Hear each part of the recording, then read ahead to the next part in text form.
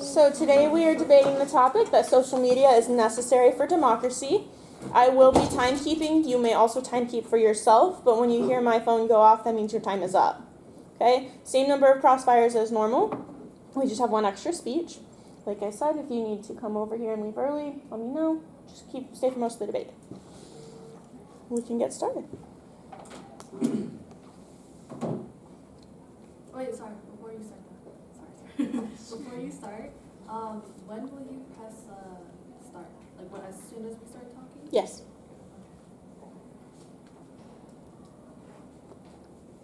Good afternoon to all of our guests and the official opposition team. In a new and unfamiliar digital world, we find ourselves questioning the effects of integrating social media into our social and political processes. However, we must also examine the benefits that it brought to us as a country. What do we need to speak about? What do we value? In this day and age, more than ever, we're given the opportunity to do so. Social media gives us this. The affirmative team would like to support and propose the idea that social media is necessary for democracy.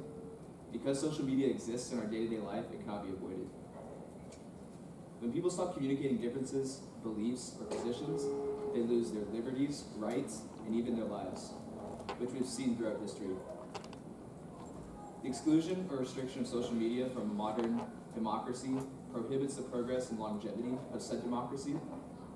First, let's begin with a few definitions so we can all be on the same page on a few terms. Let's begin with necessary. All of these definitions are found from the Merriam-Webster dictionary. The definition of necessary is 1, absolutely needed, or 2, B1, logically unavoidable. The definition of social media being forms of electronic communication such as websites for social networking and microblogging, through which users create online communities to share information, ideas, personal messages, and other content such as videos. And democracy being government by the people. An observation of a society in which none of these things are applicable or present is North Korea. No networking, no conversation, no democracy. The first advantage of having social media in a democracy is that there are simply checks and balances for elected government officials. Also, on how the government officials are operating and speaking to us as a whole, even on an individual basis. The second advantage is that we hold each other accountable to be progressive and supportive of differences in dialogue with other members in our community and society. We have seen many examples of social media being used to spark conversation. If we take a look back at last year's Texas Senate race between Beto O'Rourke and Ted Cruz, there was social media outreach and debate going on many different platforms. Even popular figures like pop culture icon Beyonce endorsed candidate O'Rourke on social media, which got millions of likes. According to the Texas Tribune, in the 2018 midterm elections, our state had an 18-point increase in voter turnout from the previous election. Outreach by candidates and the public response to candidates on social media surely had a strong impact on that turnout. And to think that the outreach of the candidates on social media to the public did not play a part in the massive increase in voter turnout would just simply be foolish. In conclusion, for my point, social media is necessary for democracy because it's unavoidable by definition.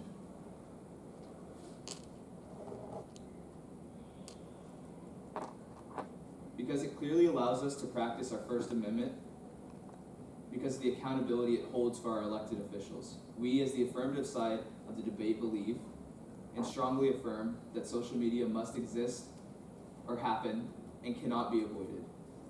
Unless you own one of these social media companies, we as a society have no say in whether or not social media will be influencing our lives. That's completely out of our reach, and whether you contribute to a page and you have one for yourself, whether you like it or not, you're involved with it in some way, shape, or form. We can all admit in the recent years that the use of social media has been unavoidable We have access to social media via computers and mobile devices every second of every day. Democracy is defined as a political system that allows citizens to participate in political decision-making or elect government bodies and representatives. Through social media, people are able to speak their minds and express their opinions. The expression of the people actually helps create change in the world, positive change in the world.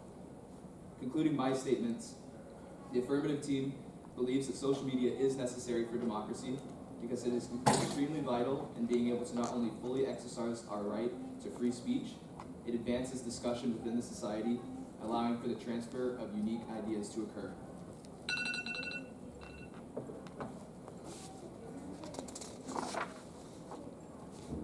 We'll hear from our negative side.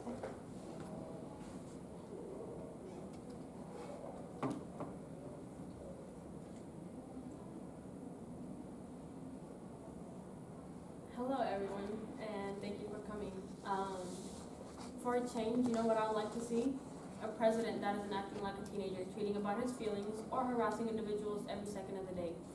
Since his presidency began in 2016, Trump has made over 11,000 tweets, according to New York Times, 797 tweets in September alone. Around the world, social media is making it easier for people to have a voice in government, to discuss issues, organize around causes, and hold leaders accountable. However, just because it's easier for people to participate in government does not mean that politics is improving. Social media has become an excellent platform for spreading fake news and hate speech. Different social media platforms also gather information about their users and their preferences, likes, comments, and posts. With this information, algorithms can categorize people into focus groups and feed them personalized content, such as ads, news, and publications from others. Because of these algorithms, social media deepens social and political division and eroded trust in the democratic process rather than uniting and informing. Does social media have the potential to be harnessed and used as an unprecedented force for the good in the world? Or do systematic platforms' flaws pose an irreversible threat to the world's democratic institution? This House negates that social media benefits democracy, and today we'll be discussing the lack of privacy, misinformation, filter bubbles, and its effects on politics. Before we continue, our team would like to define a few key terms. We define social media as websites and applications that enable users to create content and share their thoughts, opinions, experiences, and participate in a social network. We define democracy as a style of government in which all people can participate. In America, we have an indirect democracy, meaning the population participates through their elected representatives. We also define a democracy as a form of government in which no one can be unfairly discriminated against or unfairly treated. In our argument, we'll define misinformation, otherwise referred to as fake news, as false news stories, which are presented as true, spread by hackers or other people attempting to ruin a person's image or sow distrust in a person or party. We define a filter bubble as an experience in which a user of social media only encounters opinions and views that match their own, and no views that are opposite of their views, and thus they do not get a well-rounded experience of certain issues or the world around them.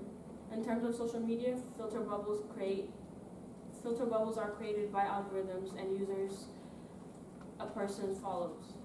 But social media's negative impacts on political process isn't just a matter of their content, which includes, for example, international misinformation and hate speech directed towards ethnic and religious groups. The problem is also built into the structure of digital applications. Social media sometimes feels addictive, but as an entertainment, flow doesn't seem like it would be a threat. It would threaten the fabric of society. The problem arises because social media has also become a major platform for political information and discussions. According to Pew Research Center, 68% of Americans received at least some of their news from social media in 2018. Both mainstream politicians and extremist groups use Facebook and Twitter to spread information. And let's be real, it's easier to spread misinformation on social media than to correct it, and easier to inflame social division than to mend it. The very nature of how we engage with Facebook and the rest now helps far-right authoritarian fractions weaken the foundation of democracy systems and even give themselves an easier pathway to seizing power. The New Knowledge Reports studied 10.4 million tweets, 1,100 YouTube videos, 1,600,000 Instagram posts, and over 61,000 unique Facebook posts published from 2015 till the end of 2017. The IRA, Russia's internet research agency, created social media accounts under fake names on every available platform, not just Facebook and Twitter, but also Instagram, YouTube, Google+, Tumblr, Reddit, etc. One of the most surprising revelations was the extent in which the IRA used Instagram to sow distrust and discord, which suggested that Russian trolls have a good working knowledge of Western hipsterdom. But there's a bright side to Russia's government attempt to interface in our election. Now many Americans are now highly concerned about misinformation on social media. Okay, we're going to have our first crossfire between the first two speakers. You may start when ready. You said that our political system isn't particularly improving. Could you explain from your group's perspective what improving would look like? Improving would look like, well, for once, if we were able to look at today's political system, the way Trump runs his administration, and the way he communicates with the people, it's not very professional. For him to be in power in like such a position as the president of the United States, the stuff he says, the language he uses, are things people get fired for every day. But then because he says it like it's okay, and just the stuff that he spreads within the social media, and even with the fake news, our political system would be better if if those things were able to be eliminated. I know fake news is not a new thing because we did have yellow journalism or whatever, but now it's easier to be able to spread like in seconds, and if we were to get rid of some of that stuff, that's how our political system or the democracy can be better. I wanted to point out that our president doesn't represent one homogenous group. I personally don't like Democrats either, or the current president. But I would like to point out, because of social media, we're able to kind of keep tabs and see his true colors. When he's not doing a press conference, we're seeing, what he's doing while he's sitting on the couch in the White House, right? Yeah. When he says certain things. We're not saying that social media is not we're not saying get rid of social media entirely, because you're also talking about referencing to Korea. John? Second speakers.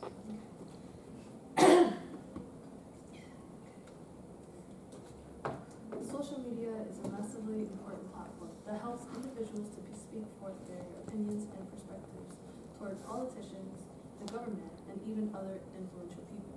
In fact, it acts as a checks and balances sort of system that's able to speak out towards the government. And politicians, if they're able to do an action that is otherwise immoral or disagreeable.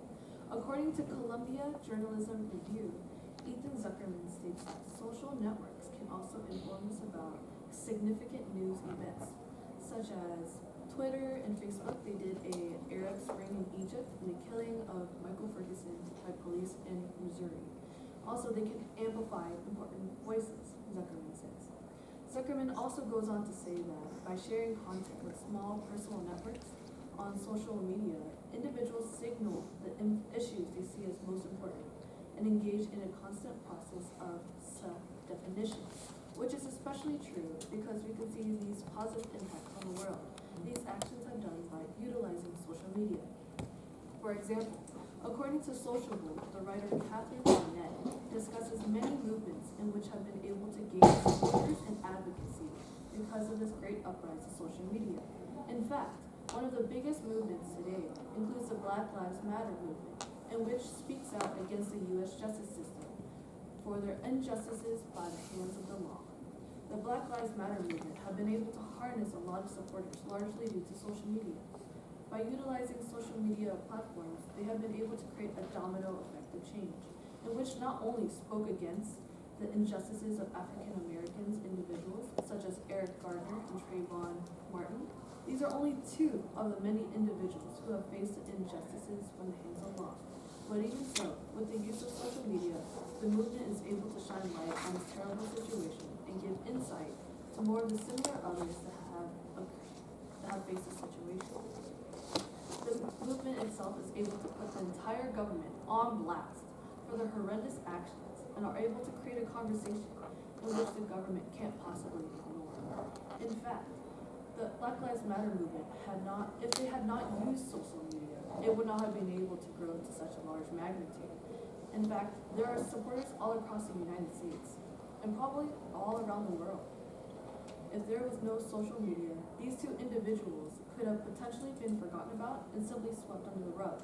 We can see this in past events where the government has hidden this information from us and just simply ignored it.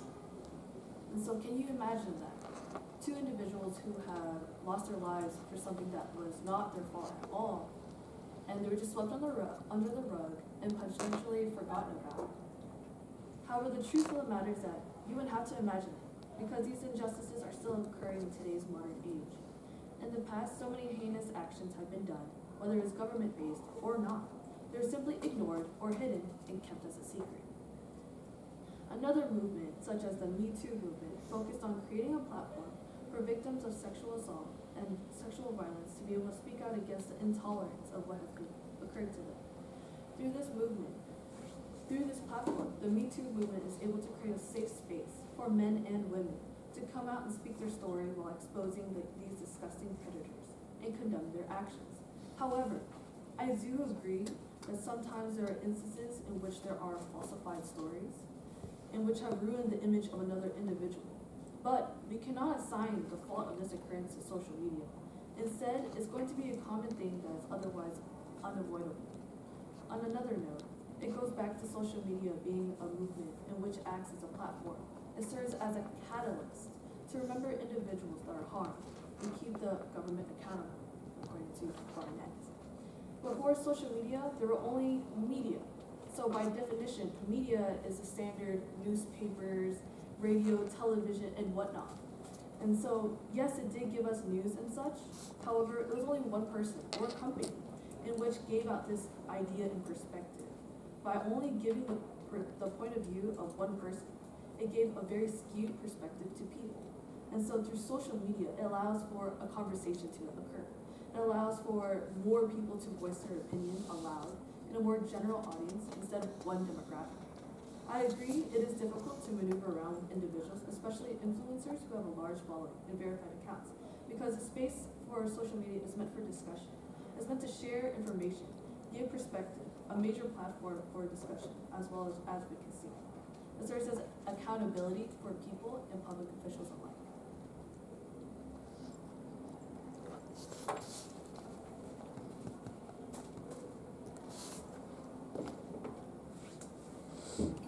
Yep, no, you're ready.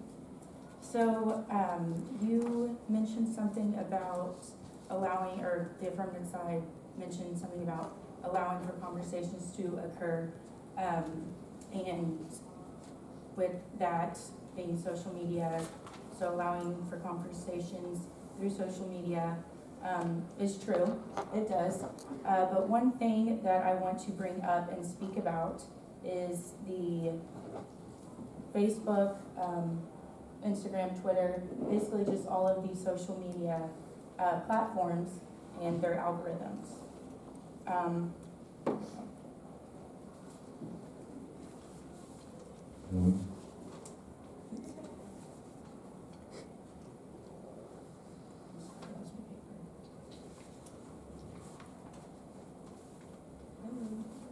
Oh, sorry, I found it, okay. Yes.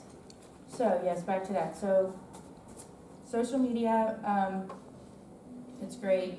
It's the second most helpful source for the 2016 presidential election, and about a third of 18 to 29-year-olds named social media as the most helpful source for learning about the 2016 presidential election. So a lot of people do get their information from social media, but with the algorithms, it makes a divide. So if you are more left thinking, you're going to be viewing more left information, and you're going to be not completely cut off from the other side, but you're not going to view that side as much. So, yes.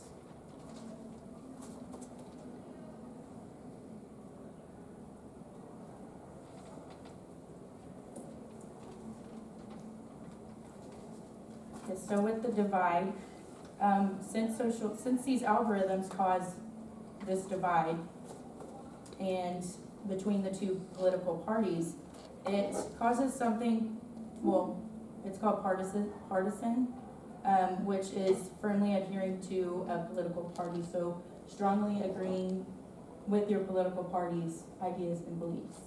And this is according to the New York Times, and the title of the article is called U.S. Partisanship is the highest it's been in decades. So if you look in 1994, 74% of Republicans found Democratic views unfavorable and 21% very unfavorable. And so in 2016, 91% of the Republican Party found the Democratic views unfavorable and 58% found them very unfavorable. And so the Democrats' attitudes about the Republican Party, 1994, 59% found them unfavorable and 17% found them very unfavorable. And then in 2016, 86% unfavorable and 55% unfavorable. And so this article states that it's not because, or Carol Doherty, she's director of political research for Pew Research Center. She states that none of this, or it's not necessarily because of the great support for the policies of the party towards which they lean, rather it's negative views of the policies of the opposing party. So, going back to the algorithms,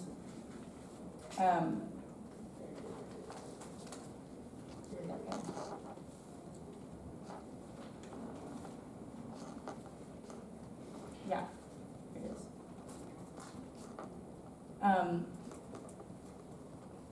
It's not necessarily good for democracy because it does create such a divide, and you're not being able to view the other side's opinion as well as, just the other side in general. And according to Vox according to the website Vox, and then the title, Social Media is Rotting Democracy Within. During the campaign for Brazil's presidency in early January, a conservative pro-business interest group funded a massive disinformation campaign on the app called WhatsApp, spreading false and damaging info about the left-wing opponent, including fake news mocked up to look like neutral fact checks. This spread like wildfire in the run-up to the October 8th vote.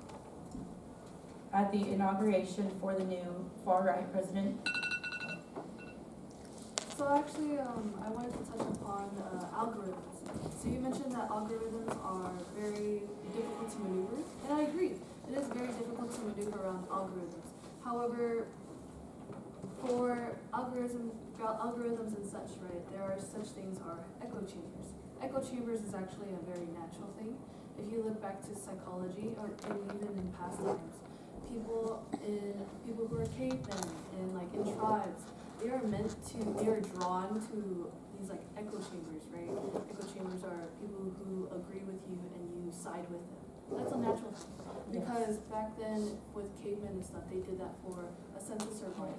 But the algorithms kind of block off the other side because it sees that you're not viewing it, it's not an interest to you. You are getting to see the other side. This brings me back to the negative, how we had a rise in partisanship. because of we are seeing the other side when, you know, these algorithms are doing the job. But it's in an extremely negative light, and it's going viral, so viral, I can't say the word. Yes. Things go viral when things are to the extreme, right? So whenever the other side, you know, does something and it's not that big of a deal, people from the other side aren't really gonna see it. But if they do something is a big deal, they're gonna see it, and they're gonna be seen in a really negative light. Well, psychologically, right, going back to what I was talking about, people are supposed to be, they're meant to be in groups. They're meant to be drawn to another person that has the same agreement. Because back then they did that for pure survival. And so, right, like even with algorithms and such, they're going to democracy, right? Democracy by definition. It goes fast. Wow. We'll have our Such a good point too. third Such a good speakers. point. Bring it up later. Whenever you're ready.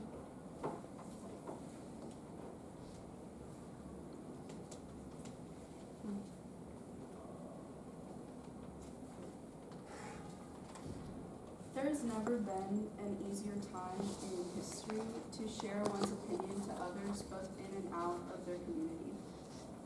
Sites like Facebook, Twitter, and Instagram allow people to share topics that are important to them or that they can find significant. Not only can citizens share their opinions, but they can also seek the opinions of others, allowing people to have a fuller perspective of any certain topic. No. The experiences of people in the United States vary based on race, age, socioeconomic status, geographical location, and educational level.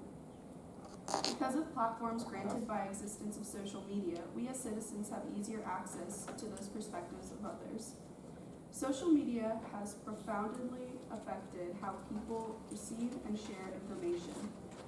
In recent years, we have experienced a drastic change in the way people obtain and communicate information, opinions, and perspectives.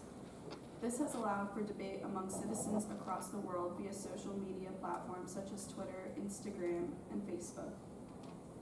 As you were discussing before, and as Teresa pointed out, echo chambers are to be expected because it is a natural thing that will occur.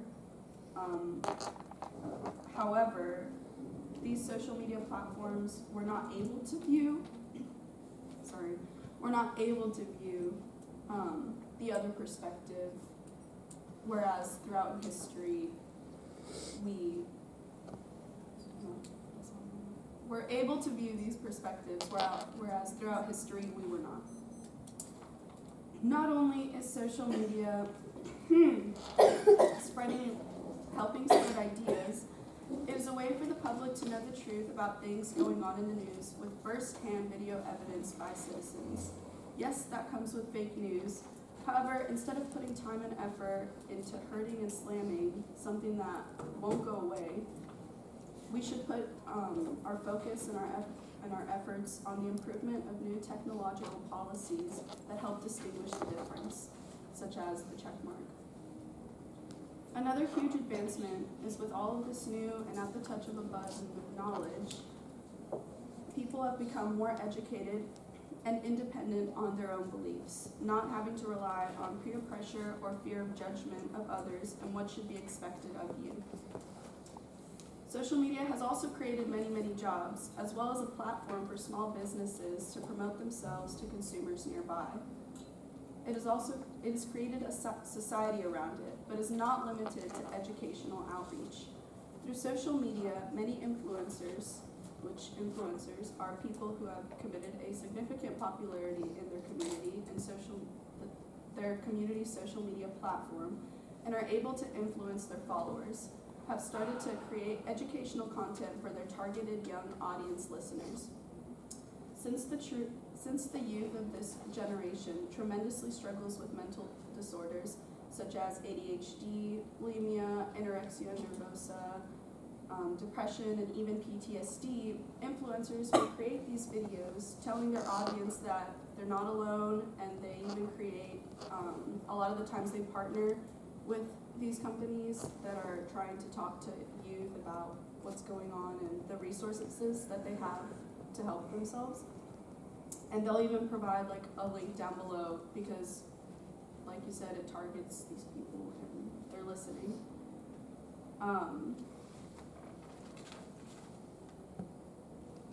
Which also helps with government-funded jobs that are, their jobs are, or government-funded jobs that are seeking to come into the schools. And I think I've only heard of, it's only happened once for me, that a person has come into the school and talked about domestic violence or teen dating violence. I myself have seen more talk about it through social media than I have in my household or through my school, which I think has improved society.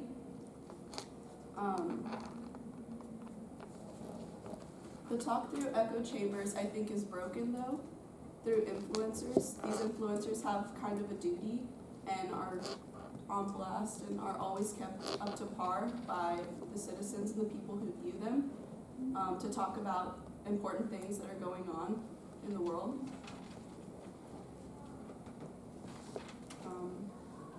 And that is it. I feel like influencers play a huge part in breaking these echo chambers and to help the citizens who listen to them.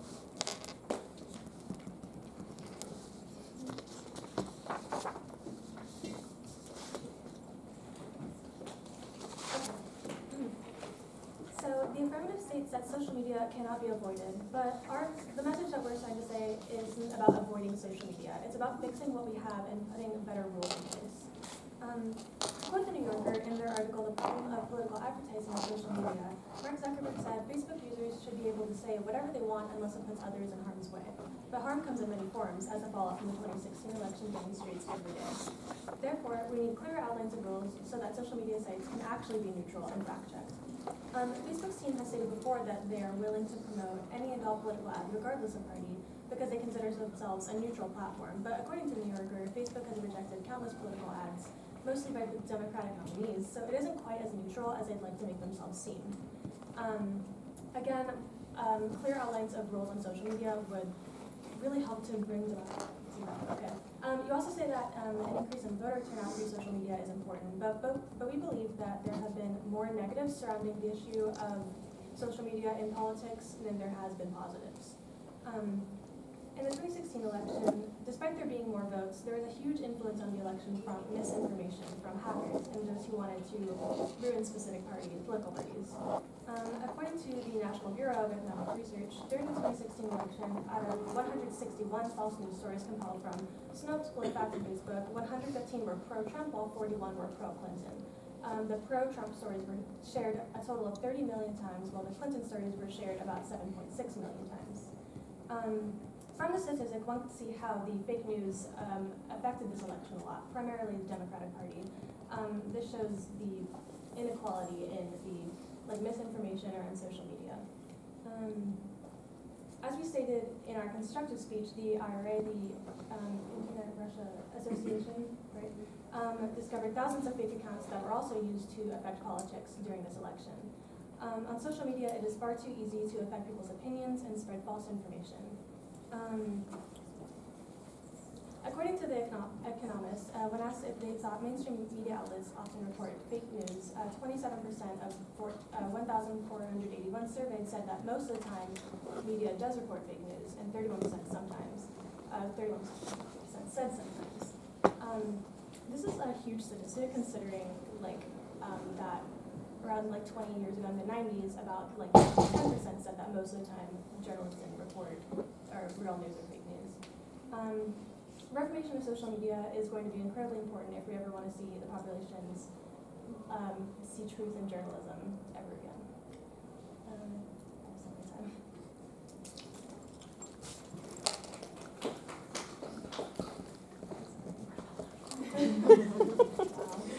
We're gonna make the grand crossfire is gonna be after the fourth speaker, so right before the last one. Yes. I'm just gonna-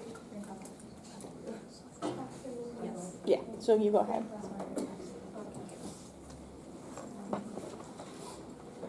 Social media amplifies our voices and gives us more access than ever before to freely exercise our rights. In particular, the First Amendment of the United States Constitution and the rights it grants us as citizens has been more accessible now than it has been throughout the history of our country.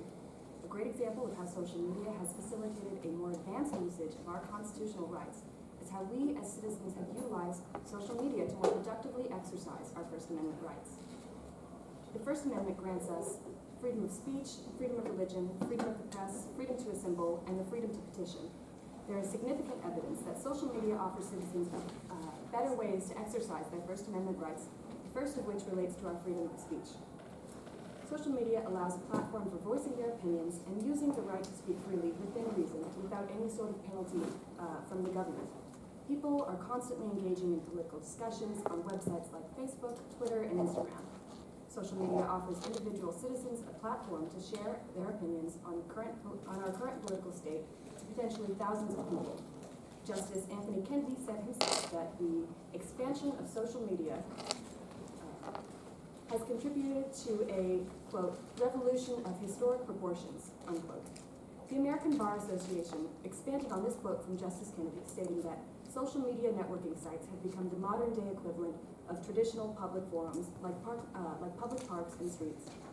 This means that people in our democracy have utilized social media platforms to more fully exercise their constitutional rights, including their right to free speech. Moving on to freedom of religion, social media allows for members of any religious faction to discuss amongst themselves, allowing them to engage more fully and contribute to their community. People have the right to express their religious beliefs on social media sites from the safety of their own home. Our new ability to share information with one another at the speed we currently can helps religious entities become better known within their communities. A great example of a religious entity using social media to more fully exercise their right to practice religion freely is the organization Young Life, who has designated social media strategies meant to expand their potential audience. The organization has become hugely successful in large part due to their utilization of social media. They are well known for their hashtag Young Life.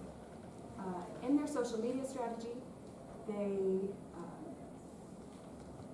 emphasize the importance of posting their tweets automatically from Twitter to Facebook so that parents on Facebook can see what's going on as well. This example shows how religious entities are better able to practice their religions due to the usage of social media. Moving to the freedom of press, social media provides benefits to citizens of democracy in relation to the freedom of press and citizens' open access to said free press. People have more access to news than ever before, and now have the means to decipher what is true or not for themselves. Organizations like Polyfacts have Twitter accounts as well, allowing people to get a better sense of the truth of the matter on the same forum that they read the news. The ACLU describes the freedom of the press as, quote, critical to a democracy in which the government is accountable for the people. It goes on to say that a free media functions as a vehicle for ordinary citizens to express themselves and gain exposure to a wide range of information and opinions. The affirmative team would like to argue that social media is a huge part of this vehicle. And because social media's unavoidable existence in our society, it has become a necessary aspect to practicing our freedom of the press to the fullest extent we can as citizens.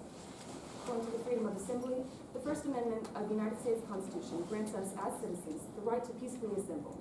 This right is utilized by citizens with more ease than ever before. Examples such as the Women's March show exactly how the use of social media grants better and fuller access to practice one's right to assembly. The Women's March was first conceptualized on November 8, 2016, the night of the presidential election, by a Hawaiian grandmother named Teresa Shook. She created a Facebook event promoting the idea of organizing a march for women's rights. She invited 40 friends to the group, that eventually 3.3 marchers participated in women's marches around the country. This example shows how many citizens feeling similar dissatisfactions about the government activities occurring can connect with others using social media to create and organize a more impactful assembly. Lastly, the freedom to petition. Petitions are more easily and frequently shared than ever before. Change.org is a popular site for people to create, sign, and share petitions.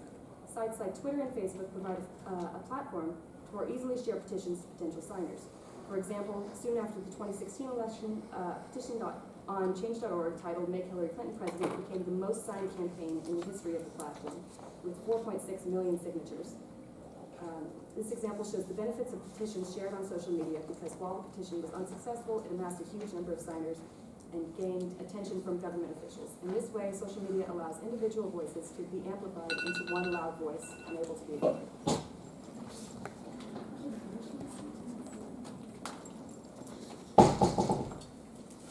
So whoever's doing the next speech, that's not the final speech. Right.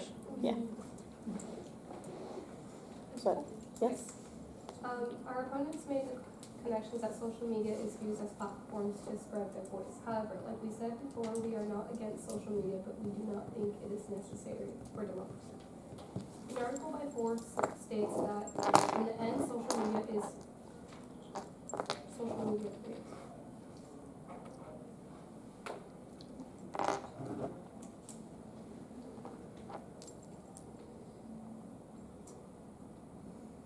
In the end, social media's greatest influence has not been to bring the world together. It has been to tear it apart. Perhaps to save the world, we must put our phones down and look up at the vast world in which we live in.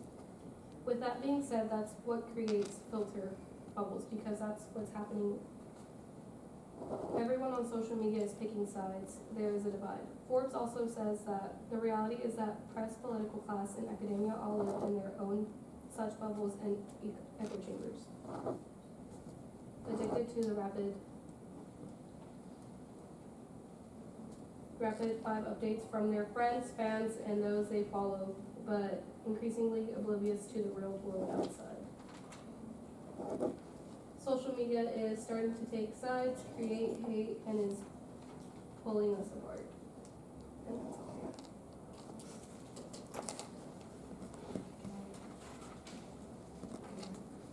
Oh wait, Can anyone ask questions? For the Grand Crossfire? okay. Alright. Yeah. May I start? No, it's like everyone. Oh, really? Yeah. So I have a lot of questions. The main question for this argument is social media necessary for democracy? You guys were not talking about if it's effective for democracy, and we were never saying that get rid of social media entirely, because you guys brought up the point of Korea, and if we got rid of social media, we're gonna be just like Korea.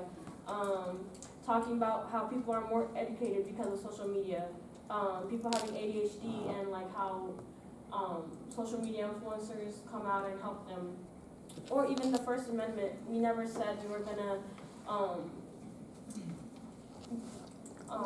Wouldn't you argue that as part of a democracy, every citizen has to be educational about the things going on around them? We are, but there are a lot of. We're saying there's fake news and the filter bubbles. Is that particularly because of social media, or is that because people who own the social media and the media outlets are lying and Yeah. feeding that?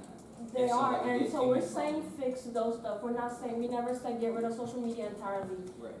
We're not getting, we you're- never, social media is necessary as we continue moving forward to, like, in this generation, in this life. We're just saying it's not necessary for democracy necessarily, because there are a lot of problems within it.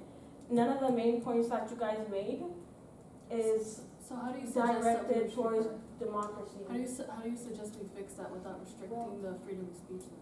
We're not restricting anybody's freedom of speech. Well, it's No, not it's freedom of not speech fixed. if it's lying. If they're gonna go No, and but it's still, if it's fake news, Yeah, freedom of that speech also is- does not say that. And I If don't it- think that we're arguing that, But in we order want it for to the be- betterment of democracy, like, if I'm trying to vote for I'm voting for Hillary or Trump, and I keep seeing these fake newses, that's not gonna help me, and that's definitely not helping me get more educated. How are you That's able to fake be news informed? entirely, How are so, you able to be informed that, obviously you have personal opinions, everybody does. How are you to be informed that there is a certain, do you watch every single individual cable news station and define who has fake news?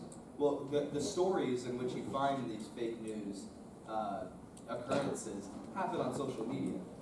Like, for example, like Polyfax has Twitter accounts, so you can keep updated on that same forum. You can look on social media and see the news, and then you can see people discussing and deciding what was true, deciphering through things and figuring out. I feel like the best way for me to figure out what was fake or not is to go onto social media, talk to other people, see what other people have decided. yeah, but you're talking to people like-minded the people that have the same mindset as you, and that's where we Not should. Sure, but particularly. people have always done Not that. particularly. I think that we're not saying, I think we're just saying that it has become necessary because of our integration of technology and social media into our country. Okay, we will have our last speakers for each side now. Sorry, I have like really bad anxiety, so the crossfire kind of made me feel panicky. Sorry. Okay. Conclusively, we, the affirmative team, are explaining that social media is essential for citizens in a democratic society to have a voice in political matters, to share their beliefs, to contribute to the grand scheme of political ideology. I feel the negative side has failed to state that it doesn't matter whether your views change for the positive or the negative, but the fact that you have a platform where you can express your voice in general is what contributes to the democracy as a whole. As Peyton previously stated, social media is absolutely necessary for democracy because it's an unavoidable way to hold politicians accountable and can actually demand and call for change from our government. It is because of social media that we have begun to find ourselves participating in the social system of checks and balances. Like Sammy described earlier, social media amplifies our voices and gives us more access than ever to freely exercise our rights. Social media supports our freedom of speech by allowing us a platform for voicing our opinions and using the right to speak freely within reason without any sort of penalty. Social media supports our freedom of religion by allowing members of any religious faction to discuss among themselves and allowing them to engage more fully and contribute to their community. Social media supports our freedom of press by providing benefits to a society of democracy in relation to the freedom of press and citizens in an open, by giving them open access to said free press. Social media supports our freedom of assembly by providing us a platform in which we can organize the assembly. Examples such as the Women's March and LGBTQ Pride marches show us exactly how the use of social media can grant better and fuller access to practice one's social assembly rights and allow us to use our freedom of petition by providing us a platform in which petitions are more easily and frequently shared. Twitter, Instagram, and Change.org are popular sites and apps for people to create, sign, and share petitions. Like Teresa said before, social media forces our government to be a political system that allows citizens to participate in political decision